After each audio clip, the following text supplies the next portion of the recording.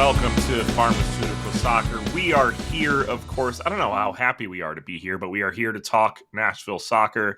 Do we want to talk Nashville soccer at the moment? Probably not. Do we need to talk Nashville soccer? Do you know what? Honestly, we probably don't. But are we going to because we're self-deprecating and we don't value our own lives? The answer is yes. Of course, I'm here with Valer Shabilla to talk about Nashville Soccer Club and our loss to Cincinnati. Clay has decided to not be here because he doesn't know how to be positive at the current moment. So Clay is not here. So it's just Valer and I. Valer. I just want to take a minute. It's not as bad as Steven made it seem in the intro there. I mean, it's really. I mean, just like a few months ago, it was much worse. Like, let's be honest. It's fine. It's not great. It's not great. I get it though. Yeah, Clay deciding to take this episode off for his duties as a husband, I guess, to fulfill those duties. So that's at least the excuse that was given to us. Who knows what he's doing out there? He could be, on trial somewhere for one of these teams out there. He I could be love out that of you give town. Clay, like, how come you never give the real reasons for me being gone? How come you do it for Clay, though? What do you mean? Like, The real when reason I'm gone, you were in the New York, New Jersey area recently was to find a team that would take you on as a trialist.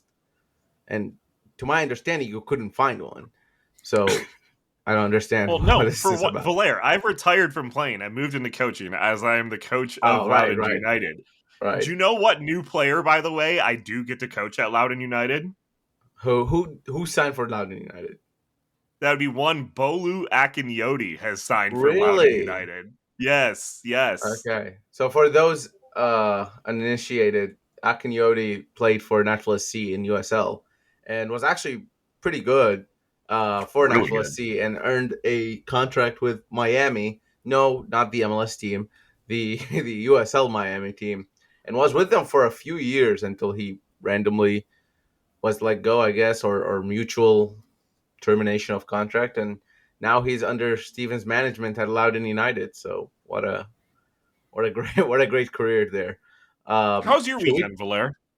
My weekend, it was good. I was up in Smoky Mountains out there in Gatlinburg, Tennessee. Not my first time there. I've been a few times before. Just went with some friends and enjoyed a little bit of a I don't know mountain thing. Honestly, other than like 2 hours that we went out to do like one activity, I spent the entire day at the cabin, like the entire Heck time at the yes. cabin. I mean, I that's just perfect. Right. I mean, it was a beautiful view. It had like a hot tub and it had like all these board games and stuff. And we were just having fun playing FIFA and whatnot. So I didn't do anything else other than that, really. And then came back Sunday and just been kind of, keep trying to catch up with the crazy MLS weekend, which I know we'll talk about. So, Steven, what did you do this weekend? Man, I did nothing. I'm not gonna lie. I didn't really do a dang thing. I went to watch a Paramore tribute band. So that was fun. To get some reconnaissance on that. I did that on Saturday. But mainly it was football watching and soccer watching and playing Borderlands 4 because that came out as well. And I'm a giant nerd. So I got to do that. And also, I was on the Metro watching Nashville Soccer Club lose to Cincinnati, which was never fun to see, witness at all. Shout out to all the fans that did make the trip up there. I'm always going to thank the fans that do because they need to be applauded because road trips are so much fun. People need to realize how much, even with losses, like road trips are still a good time with your people, even though it can suck. That bus ride home was I probably not terrific at all. feel like these last two games that buses were taken to really didn't do any good advertisement for taking the bus because St. Louis No. Cincinnati. But I do agree with Steven. I've been on a couple of those buses, and it's always fun to kind of just be around other fans and talk to them. And sometimes there's for those who decide to have some alcoholic beverages. Sometimes those are on offer there. So it gets fun, and it's never too serious or too sad. But still, hey, look, if you are watching the game alone, an away game alone, you have no shoulders to cry on, and if you're on the bus, you got shoulders to cry on. So there you go. That's the pitch there. All right, before we get into the match specifically, though, I do kind of just want to give a scheduling update on our plan for the week. So this is going to be a shorter episode. We just kind of wanted to recap the Cincinnati match, just because I do believe there's a decent amount to talk about, especially with Nashville kind of being in losing form. We are going to have another episode recorded this week after the Open Cup because there will be a lot to discuss about that after Tuesday night, of course. So just wanted to keep you privy to that. Let's talk about the Cincinnati match, though. We Before got to we make do sure we. that, before we do Yes. that, real quickly, can I just talk about how the you mentioned Borderlands and how that movie sucked? I'm just gonna go ahead and say that.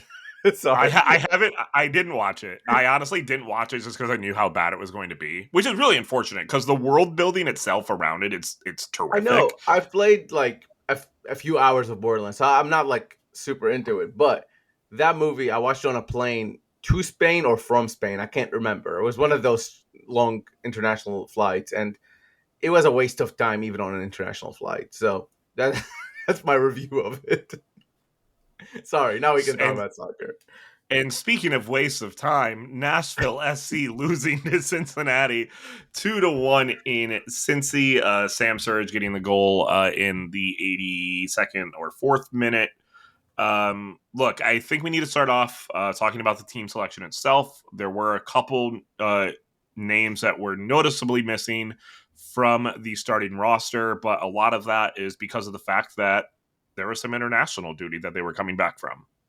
Yeah, so first we'll start with actually the injury report, which had both Jason Palacios and Alex Muyl listed as illness, and that's why they missed out on the game entirely.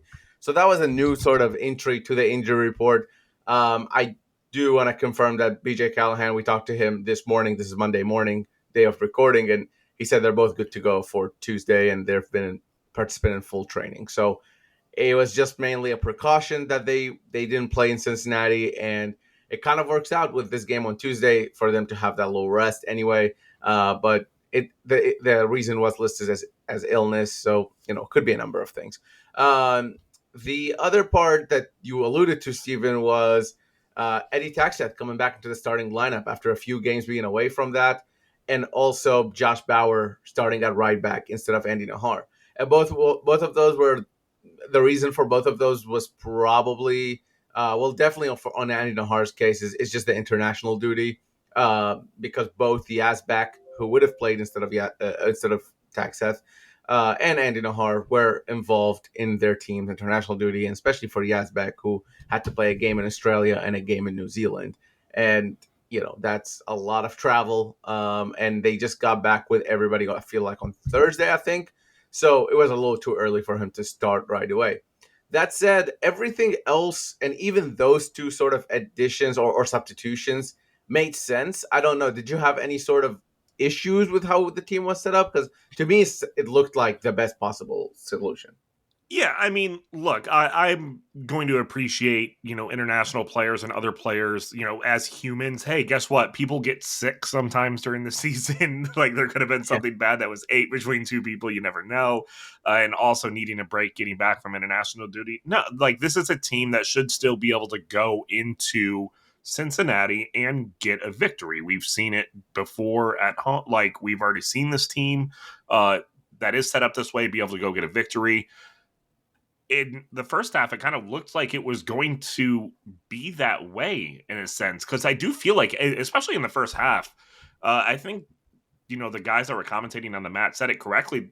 It was playing into Nashville's favor in that first half for sure. I mean, I think when you put it in the rundown as first half was fine, pretty good even. I'm kind of in the pretty good even like situation right there. Yeah, because I mean, and Jake Zivit and Taylor Twellman, who were commentating on the game, you're right. They mentioned it a couple times. Like when you look at, especially the first 30 minutes or so, Cincinnati were really limited into what they were able to do. And everything positive coming out of attack for Nashville was really starting to bear fruit a little bit. Now, the maybe the one sort of situation that didn't work out for Nashville is that they weren't able to put those finishing touches in. But honestly, you look at the end of the half, you're looking at a match where you are the better team. If not the better team, let's say you're an equal team. You have limited Cincinnati, who have a pretty dangerous attacking core. To you've limited attempt to I think 2 shots on target, which one of which wasn't really anything for Willis to worry about. And you look at your own performance and how it was against a Cincinnati defense that's one of the best in the league. So when you look at that, I think there were a lot of positives to draw from, and I thought Nashville overall just it kind of asserted themselves as the aggressor a little bit in that half, and it was a little bit back and forth the first maybe 20 minutes or so, and then from that on out, Nashville just seemed like they were getting a little more comfortable. Towards the end of the half, some momentum shifted back to Cincinnati a little bit. But overall, Nashville ended that half with, I think, 55% possession, something along those lines, which against Cincinnati is actually in Cincinnati is a really good sign. Yeah. But, I think that main of the most issues came kind of after that break and how Cincinnati responded and how Nashville responded to that. Well, and I think it's interesting too, and I'm curious to get your thoughts on it, especially in that that 10 to 20 minute mark where Hani absolutely made Matt Miazga drop and should have scored from that instance. Ahmed Qasim, even though it was one of his first touches into the match, should have absolutely scored on that open header, and we've seen him score before. Yeah. What frustrates you more? Those chances that we should have hit in the first half to go up, or the collapse in the second half when it comes to the defending and what happened in that final bit? I think earlier in the season, I would have probably went with those chances. Honestly, because I think you want to get going and you want to, have that fire coming out, of beginning it and getting people into form, right? At this point of the season, you're looking at 4 MLS matches left, maybe 2 US Open Cup matches left at most. You are looking for stability. You're looking for players knowing what's going on. You're looking at organization at the back. You're looking at being able to see games out. These things are way more important right now at this point of the season than they were in the beginning. And that's part that's more worrying for me and way more concerning is the fact that the organizational shape just folded. I mean, to be fair, it was only for about 5 to 10 minutes, maybe. So it wasn't like a whole game situation. But throughout the game, there were these little pieces. Like Walker Zimmerman had a couple of awkward moments that led to turnovers and really dangerous situations. Jack Mayer as well. And this is one thing I wrote in my player ratings, and I think it's bear repeating. When we talk about defending and collapsing and all that, it's not just the center backs. It's not just the defensive unit even. This is a team-wide thing. BJ Callahan's very big proponent of everybody defends, everybody attacks. And yes, that is like a really simple way to look at it. But if you look at the work Sam Surridge was doing in the first half, he was relentless in defending from the top. And without that, then the midfield can't do their job. And without that, the defense can't do their job. So this is an overall shape situation. So when I'm picking out random moments from Walker Zimmerman, I'm not saying this is all on him. It's more so that when something breaks, Nashville SC players are not able to respond to it in that organizational shape, which causes these goals and these situations to happen. Yeah, absolutely. I mean, I would say even say in that first goal, you look at where Walker Zimmerman is positioned. He's literally almost standing on top of Jack Mayer in that first goal. Okay, so what happens? Does Jack rotate? Does Andy Nahar need to make sure he covers the guy running? Or does the midfielder need to be coming back? Whose job is that specifically? It's going to happen sometimes where Walker Zimmerman, he's a player that is has the ability to roam, especially in that defensive half. Who's going to take up the mantle on that? And same thing with the second goal too. I mean, if that person falls into the midfield, should Hani be following down with him, or is somebody more in the midfield should be picking him up? It's a team effort in a lot of instances, but the mistakes are starting to pile up. Well, one thing that BJ Callahan told us in the beginning of the season, in preseason specifically, he talked about how when when an opportunity presents itself for Nashville SC, he doesn't care about positions anymore. And what that means is that if there is a cross to be put in or a pass to be played into the box, it doesn't matter if you're the midfielder, if you're the center back, if you're the right back, if you're the right wing, wherever you stand, wherever you are, if you have an opportunity to run into the box and cause some chaos on the opponent's box, you run and do it because the opportunity is there. You forget about your other like responsibilities at the time because the most important thing is getting that goal. It's kind of similar at the back, right? So it doesn't matter if it's Hani's job or if it's Patrick's job or if it's Walker's job. Evander cannot be left alone in Nashville's box. It doesn't matter who No, it is. You run and you cover that. It doesn't right. matter who it is. And that's the part that I think is a little bit worrying. Now, to be fair, this was 94th, 95th minute, something like that when they scored. I mean, that was a very intense game and very physical game. And a lot of these players had international duty and all that. So, it's again, lapses happen. It's just because it happened. I think what's worse is that it happened back to back in this Cincinnati game where the ball just couldn't be cleared Yep. right. And Nashville kept giving away the ball. I mean, BJ Callen was furious on the sideline. You saw it on the cameras. I wasn't there, so but even Taylor Twellman mentioned it. Like he was not happy with the way Nashville dealt with it with that situation. And maybe that's only 5 minutes of the game, but that's what determines whether or not you get a point in Cincinnati. Yeah, absolutely. Like I think everybody understands that it's a long season, right? Like, and Nashville's playing a system that is, tiring on the legs, having players play, and sometimes lapses do happen. But results are still a part of your job description, where letting go for 1 minute might change what may happen. So, Villa, you kind of brought up how frustrated BJ was, and you saw it on camera how frustrated BJ absolutely was, after those instances. What about what about after the match? Does it feel as bad to BJ? Does BJ seem like it feels bad? Because I think from a fan perspective, losing into a last minute goal is always going to suck in a lot of instances. I do think there were a few good things that did come from this match. But from your perspective, did BJ have a little bit more of a clear head kind of going into talking to the press? Not after the I mean, he wasn't like furious. He wasn't like, yelling or anything. He was calm as he always is, but he was like visibly frustrated after the match. And who wouldn't be? I mean, your team just conceded in that way at the very last minute of the game, pretty much. So, I don't blame him for being upset or anything. It's just he seemed like he was affected by it. We spoke to him this morning, like I mentioned, and things are way like more normal now. And I think even for myself, I was talking to Ben Wright actually earlier today, and he said he rewatched the match or rewatched some of the match, and Nashville didn't play half as bad as he like had thought initially.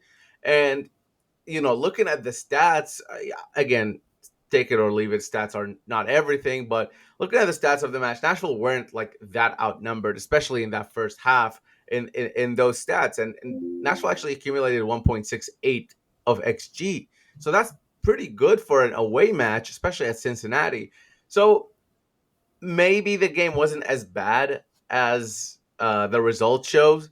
But one thing in talking to Patrick Yazbek this morning as well, he said at this point of the season, good performances don't mean as much as results. And that's really what, again, going back to this point of the season, kind of when you asked me that question, is that, yeah, maybe Nashville didn't play as bad as losing to Cincinnati 2-1, but Nashville lost to Cincinnati 2-1, and that's really all it is. So I think if you go and ask an objective person and just show them the match, they're probably going to say Nashville have nothing to worry about. It's fine. These are little issues here and there that they can figure out. However, because we have the background of Nashville losing 4 out of 5 last games, because we have the background of Nashville haven't never been in this situation really. with this group of people, because we know there's an Open Cup semifinal coming up. I think the background, this game in an isolation is not a problem. This game, as part of everything else that's going on, is when it becomes a little bit more of an issue. So there's two ways to look at that. As that's positive because they can put it behind them and move on to the next thing, which is not even an MLS, right? It's a US Open Cup. Or second thing is that they'll look at that and instead of it being a blip, it will continue to become a trend. And the only way we can find out is to wait. And that's terrible analysis for my part, but that's what I got. Like the Jaguars went for it on like 4th and 1 or something like that at like the 6-yard line and ended up not getting that 4th and 1 and ended up losing the game. They asked the coach afterwards, like, why did you not go? Like, why did you go for it? You could have been safe. And he's like, well, the analytics said it. The analytics said it. Always a good fallback, right? Especially from a Nashville SC perspective, where the analytics actually do not look terrible in the way that Nashville is playing whatsoever. But what matters, especially now at the end, is going to be the results of those analytics. And if you could play good all you want, but if you still lose 4 or 5 going into the playoffs specific, and if you go in the playoffs continuing to lose matches in this way, nobody's going to care about the analytics anymore. Only people are going to care about the performances themselves. Which, speaking of performances, let's talk about our wingers like we always do now on a weekly basis, because this is the most fun thing we can probably talk about. We should get a jingle. Let's talk about it. We should get a jingle, like a wingers, wingers corner or something. Weekly wingers discussion. That's what I had put down on the rundown. But let's talk about our wingers. Schaffelberg, how'd he do, Vlair? Yeah, again, another winger who kind of lost form pretty quickly. I think I still, other than the couple games where he was pretty good, I guess, the New York game away and then the game in Orlando against Orlando here in Nashville. Other than those 2 games, I've really not seen enough from Schaffelberg to be convinced that he is the right choice for Nashville SC in this formation. We've said that since the beginning of the season, and things started to change a little bit for him. So I don't want to take all the credit away. I do want to give him credit and the coaching staff credit, because it looked like for a little bit it worked. I still feel like he is better off coming off the bench for this Nashville SC team, playing against some tired legs. Nashville just doesn't play with a traditional winger. And to me, that always just going to be something that Schaffelberg is going to struggle with. And specifically in the Cincinnati game, he was just a non-factor, to be honest. He might have had a couple passes here and there. There were a couple times where they could have released him, and I just thought the pass came to him a little later or never came to him. But that's the life of the winger. You have to keep making those runs, and maybe one of them will be picked up, but probably not. I mean, you just have to keep doing those runs. And to credit to him, he kept making those runs. It's just Nashville were playing a different game, different ball game, and I think for him, he had an opportunity to really solidify himself in the starting lineup, and he did enough to keep himself in the starting lineup for a little bit. And now he's done enough to kind of get out of it, which has been the same case for Johnny Perez and Ahmed Qasim in the last few months. Yeah, maybe the answer is just always rotating that position no matter what. Always throwing something different at the opponent, and then you never know what's going to happen. Who cares if Schaffelberg had an amazing week last week?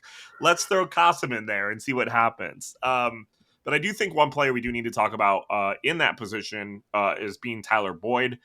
He cannot get to form quick enough, I would say, because he does look really good out there. He had a really good run for that assist. And it was really big for him to get that assist as well. Yeah, I mean, it's really nice to validate, right? It's like, oh, all the work you've done, everything to return from, a 400-day or so injury. That's, I think, how long he was out. I mean, that is ridiculous. That's a really, really long number for a professional athlete not to play. And all he did was have a few minutes, off the bench earlier. And then this game against Cincinnati, he really was effective, and he made those runs that I was talking about. You have to make those runs. And in one of those runs, a pass from Gaston Bergman finds him. And, he took the ball down really well, crossed it across to the guy leading the Golden Boot, Sam Surridge, who finishes it. and that's what Nashville wingers need to do essentially, right? So he seems to be a really, confident in himself, and he seems to be really, confident of his teammates. And I wouldn't be surprised if we see him start soon, simply because he's providing what BJ wants from this team, which is an effective winger. I will say there are still some rusty moments. I don't think he's gonna start this Orlando match. Not Orlando, Philadelphia match coming up. Um, there were a couple of mishit passes, which we saw also in the game at home, where he made his sort of return. That's rustiness. That's game sharpness that he's missing. But from a skill standpoint and even physical standpoint, I'm starting to think there is, no drop from his injury. But obviously Tom would tell as well. But really, really pleased for him, because he really needed that. Well, what might force him into a starting lineup more is an injury in relation to Johnny Perez. Valera, do you have any insight on kind of what happened there before we move on to our next little bit? So it's his quad, is what BJ said, but he's getting scans done today. This is Monday again. So I doubt he'll play on Tuesday. And depending on what those scans say, they'll be able to kind of assess the injury. But at the moment, that's all they have. But I mean, look, if you're looking at this team on an objective standpoint, I guess Tyler Boyd will be the starter, right?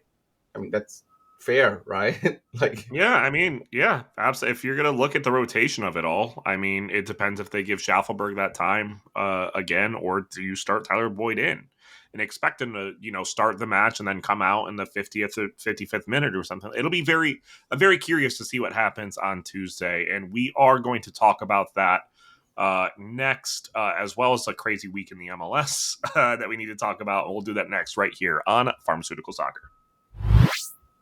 And we are back right here on Pharmaceutical Soccer at Pharma Soccer on our Twitter, Facebook, and Instagram. Also, 615soccer.com. We've talked about it at nauseum because it really is your one stop, all source for everything national soccer related, U.S. soccer related, it's just anything soccer related, really. We're probably going to talk about it. So please make sure 615soccer.com, spell it out. Would love for you to join the conversation. Even if you don't want to be a paid member, perfectly fine, but we would love to have you be a part of the Discord. It's very easy to be a part of. If you want to see Valera actually air out his normal feelings during a match, it's in the Discord. It's actually kind of funny where he'll start cussing and stuff like that in the Discord. It's a good time. I'm an open book no matter what, but Valera and Clay sometimes, man, I don't know. I've never cussed a day in my life. I don't know what you're talking about. Absolutely. There's no receipts whatsoever when it comes to that. But please, 615soccer.com. Also, pharmasoccer.com for all of your merchandise. Would love to have you rocking some Pharma Soccer swag. It's a good time. So, we got a couple things to talk about, MLS specifically. It was an extremely interesting week. I think the funniest thing about it is, even though we have lost 4 or 5, right? Nashville still sitting in 4th place. And this is the stuff that we talk about when it comes to this league just being ridiculous, is the fact that you could still lose 4 or 5 and not drop in your position whatsoever because all the other teams are losing. Hey, Valera, remember when we all talked about Miami being in pole position to win the Supporter Shield? That doesn't seem to be the case anymore. Yeah, well, also, because every team has a different number of matches played, it's impossible to actually predict anything in this league. So, so not only are all teams on similar level of skill, they play different schedules, and yeah, everything is kind of crazy. Starting off, by the way, the Columbus Crew went down to Mercedes-Benz Stadium and scored 5 in the first half, unanswered goals. 5-0 in the first half at Mercedes-Benz Stadium, where fans left the stadium, only for Atlanta to score 4 in the second half, and that match ending 5-4. What? How? I don't know how that even happens. So that was insane. Charlotte beat Miami 3-0 with a hat trick from Takolamati. Couldn't say that name. Yeah, that's also insane. So Which, by the way, Charlotte has now won like 8 in a row or something like that, like yeah, a ridiculous amount of matches in a row. Talking about being in the best form of their entire existence as a club, yeah, it is including insane. beating Cincinnati away and beating Miami at home. That's part of the Yeah, run. So yeah, it's really crazy actually. Like they are third now ahead of Nashville. Again, these positions mean nothing at this moment because anybody can go up and down. Nashville can finish anywhere between like second and like eighth. So there's yeah. that as well, you know. I mean, Yeah, Orlando could have passed us, but they absolutely could have passed us this week if they just would have won by beating a 10-man DC United, and they couldn't do it. Do you know who got the red card in that match, by the way? yeah, I was just gonna ask you. Yeah. Yes, it was Lucas McNaughton. And known Nashville player. By the way, that red card situation was really weird. So the goal happens. So Yeah, the Orlando player, I believe it was Freeman, goes for the header, and Lucas McNaughton raises his foot to like touch his head, to touch yeah. Freeman's head. The goal goes in. Freeman gets the goal, but then afterwards, Lucas McNaughton gets the red card after the goal, and that's like I don't know if It I've is seen that wild. before, honestly. That's No, crazy. I haven't. So, like, did they do like a VAR check of the goal, or was it a VAR check of Of the the red. incident? Yeah, so the Yeah. goal was given on the field. The VAR checked and gave the red for the dangerous play, regard even though the goal went in. I don't know. It was just a little weird. I mean, it was a kind of a deserved red card, honestly, at that level. New England Revolution tied or Toronto 1-1, which I know is not big news, but Caleb Porter has just been let go of the New England Revolution job. So that just Oh, he happened. did. He Yeah, finally got as we fired. were recording. Yeah, so that happened. So that's why it's significant. Otherwise, it's not significant. And then the sort of there were a couple like late winners as well, all throughout the West. But I think Minnesota beating San Diego 3-1 in San Diego is big for the Supporters Shield, which now Philadelphia also lost, which we'll talk about in a second. But yeah, so Supporters Shield still out in play. Probably not for Nashville SC. Probably not for most of these teams, but I would say between San Diego, Philly, Inter Miami, those are the three that I would say are the Supporters Shield leaders. You can give Vancouver an outside chance as well. I wouldn't hate you for that. And then, yeah, that's really it for me in terms of the Supporters Shield. I mean, you can give Minnesota an outside chance too, especially being the ones to beat San Diego. So you never know. But we do need to talk about that Philadelphia match, specifically Vancouver beating Philadelphia 7-0, which is crazy. But then when you look at it from the outside looking in, it's not as crazy as you might think based on what Philadelphia is preparing for, correct? Well, yes. I mean, the result is still crazy, right? Is that what you're talking about? The 7-0 thrashing of Yeah, Philadelphia 7 Union? 0, no matter who you start specifically, is still wild, right? Yes. Yes. And I think Also, that's the one. Yeah. how does Vancouver score 7 goals with Daniel Rios starting, and Daniel Rios does not score one of those goals? Because they have Thomas Muller. Daniel But Rios. he only scored from penalties. I don't understand their team at all. Yeah. So first of all, Vancouver Whitecaps have Thomas Muller. I just want to state that sentence on the show, but to go live, this is the weirdest MLS season ever. Um, it's a really weird sight, but he's really into it. Thomas Muller, like he loves or already his like he's played four games with them, and he's like super into it. And I just love seeing like players who are accomplished and won things like the World Cup being like really into wherever their new club is, especially if it's an MLS. So that was really cool. But for Philadelphia, I mean, it was a classic collapse. It was 4-0 in the first half. They had given up two penalties, I think, already.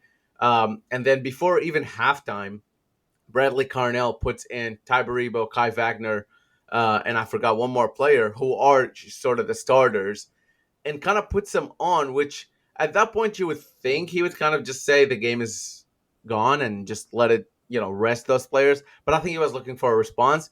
He did not get it because in the second half, the game ended 7-0 for the Vancouver Whitecaps, who was an absolutely crazy match. Crazy result for Philadelphia, who are leading still right now, leading the Supporters Shield. So before that game, I think Philadelphia had conceded 26 goals or 27 goals in all of MLS since the start in 29 games. In that game alone, they conceded 7. Really, really sort of not ideal way to be going into the Open Cup semifinal against Nashville here at Geodis Park. Yeah, I think no matter what, it's always going to be interesting. Just because Philadelphia did sit some players, and you could tell in preparation for this match against Nashville on Tuesday, they did sit a lot of their starters. But even still, Glesnes was one of the ones specifically in the back that started the entire match. It'll be interesting because they didn't have their starting goalkeeper in, had him rested, ready to go for Tuesday. How much are you looking into this performance from Philadelphia over the weekend in comparison to how they will play against Nashville? I mean, I don't think it's going to be detrimental to their chances against Nashville, but I can't imagine it doing any good. I mean, like it's one of those things where it was like it's not needed for them to lose 7-0 for them to like not show up against Nashville, but it can't feel good as a player to get thrashed No. like that. Your captain Ali Bedoya playing at right back first and foremost. Ali Bedoya playing at right back is interesting, right? Who concedes a penalty or two during the match, has to put out a public apology afterwards. That's not good vibes going into a cup semifinal. You know what I mean? He So put out a public apology. yeah, he put out something on Instagram. So I mean, I think these things like it just puts you in a weird mental state. Now, here's the thing that I'll say for professional players and players of high quality, out there who are mentally sort of like strong enough, they will use this as the fuel to come out swinging against Nashville, right? Because here you are. A lot of times we hear from players and coaches that they want to go right away after a big loss like that. They don't want to wait. They don't want to wait a week. They don't want to wait an international break. They want a game tomorrow if they can. And this is as close to tomorrow as they can get. So they played on Saturday night all the way in Vancouver. They have to travel back to Philly and then out to Nashville. It's not an easy schedule. It's a tough schedule. But Nashville is the first opportunity these players have to respond to the collapse and the colossal sort of failure in Vancouver. So it's gonna show again. I think every time. By the way, every time these two teams have played against each other, there's been a red card this season. So there's a red card in Philly, there was a red card in Nashville, but for the home teams. It's a very physical match. We've talked about how much these two teams like to be aggressive and like to go for it. Both teams coming out of losses, both teams having something to prove, and an Open Cup final on the line. I mean, honestly, if I was a script writer, there isn't a better way to write this semifinal. It's going to be electric. It's going to be exciting, I think. Well, and I think it'll be interesting too because I actually think Nashville has a lot more to prove for this match specifically than even Philly. Of course, Philadelphia losing 7-0 is never good. You want to prove and write that shit. But Nashville losing 4-5 in conversation to be a part of that supporter shield, like they're looking to be a part. They're looking to be a team that's not just a team that is going to collapse down the stretch. Because guess what happened last year in the same instance? As they started well and then they ended up. Well, I mean, they had the ability to make the playoffs and then collapsed. Like you don't want that to necessarily be associated with you going down the stretch. So I think Nashville to go in, especially to a match like this where you've beaten Philly twice already, you have the script to beat Philly. You know how to do it. You have to prove that you could do it in a big match as well, especially coming off of light rest. And I'm hoping Nashville does have that ability to do so. Because I know all of us together are going to go to the match if Nashville does make it. So we're going to go to the West, and that'll be so much fun. But B, I think Nashville, like, they got to get back into that fashion where the analytics and way the results matter the most.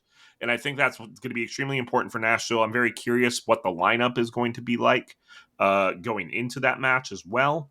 It'll be. I don't know. Do you got anything else to say, or do you just want to predict? Do you want to No, get the predictions? you're on a heater. You go ahead and give me your prediction. All right, I'm on a heater. Steven's on a heater. Nashville. This is hilarious. He just disconnected. I can't hear you. Did you slam your computer so hard that it disconnected? Okay, I'm gonna give you my prediction while Steven's getting his stuff fixed. I think Nashville's gonna win, and I think it's gonna be in penalty kicks because I think they're gonna tie Philadelphia 1-1, and it's gonna be a repeat of the 2021 playoffs where Nashville lost in penalties in Philly. So this is gonna be an intense. This is gonna be get your nails ready because you're gonna be biting them when you're watching this match. That's gonna be my prediction: 1-1 regular time, Nashville win in penalties. Steven, are you back with us? I, I just love the ability of saying like, "Oh man, Steven's on a heater. Keep going." I keep going, and then my stuff disconnects as I hit my desk. Always a great time. But look, think I don't know how comfortable Nashville's going to win, but I think Nashville needs this, and I think they're going to go into it knowing that they need it. I don't think they let it get to penalties. I think Nashville sets it straight. I'm going to go with a 2-0 win for Nashville. I think a lot of the defensive mistakes that we've seen at the end are kind of going to be put to bed for this match specifically. And I'm going to say Tyler Boyd gets a goal, his first goal back in a kit. And I think Hani gets back on the score sheet as well. So thank you so much for listening. Again, we are going to have another episode coming up this week to talk about this Open Cup match because I think that's going to be extremely important that we do that. It should be all three of us again to talk about it. To get to Geodis Park tomorrow. Like, I know it's a Tuesday night, but get to Geodis Park tomorrow. The boys in gold are going to need it. And let's cheer on Nashville trying to win some silverware. Thank you so much for listening. Really appreciate it. We'll be back again sometime this week.